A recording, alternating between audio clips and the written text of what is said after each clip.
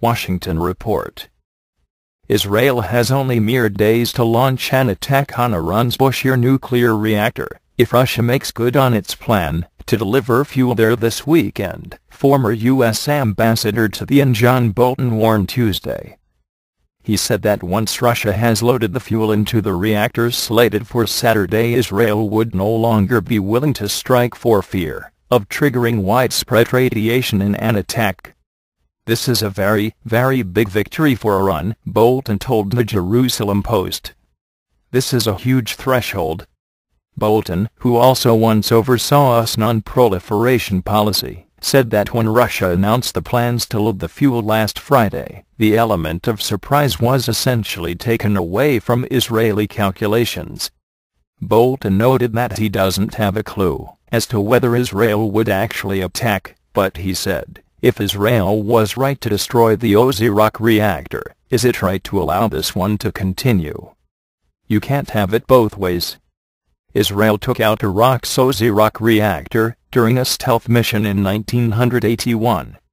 It is also believed to have conducted a similar strike on an alleged Syrian nuclear site in 2007. Russia signed a contract with Iran to construct the Bushehr reactor in 1995, but has several times delayed completion. In announcing the long-overdue fuel installation, which should make Bushehr operational in September, Russia did not indicate why it was going ahead with the final stages now. In addition to Bushehr, for which Russia says it has guarantees it will receive back the spent fuel, the material needed to make a nuclear bomb, Iran has its own uranium enrichment facilities.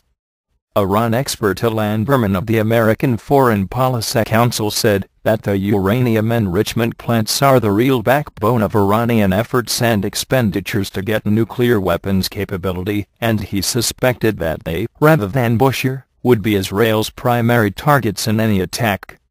He suggested that Bolton was setting up a straw man by focusing on the fuel delivery to the Bushehr reactor. It's not at all clear that Bushehr would be a high-value target, because it's only tangentially related to any conceivable Iranian nuclear weapons program, he said. My suspicion is this isn't a game-changer. This isn't going to give Iran enough fissile material for a bomb overnight. Berman added that, since Bushehr is the most public Iranian nuclear facility, and therefore well monitored by international inspectors, it was also a less likely candidate for use by Iran to construct a bomb, though he nevertheless said if it became operational it would be an enormous PR coup for the Iranians.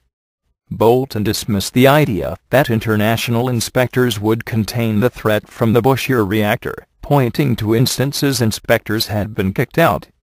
He also said it was unlikely that Israel would attack Bushehr now and make another sortie against the enrichment facilities in later months, because that would be a much more challenging task. For one thing, he pointed out that an attack on Bushehr would likely spur the Russians to transfer to Iran advanced missile defense systems it has agreed to sell to Iran but refrained from actually delivering.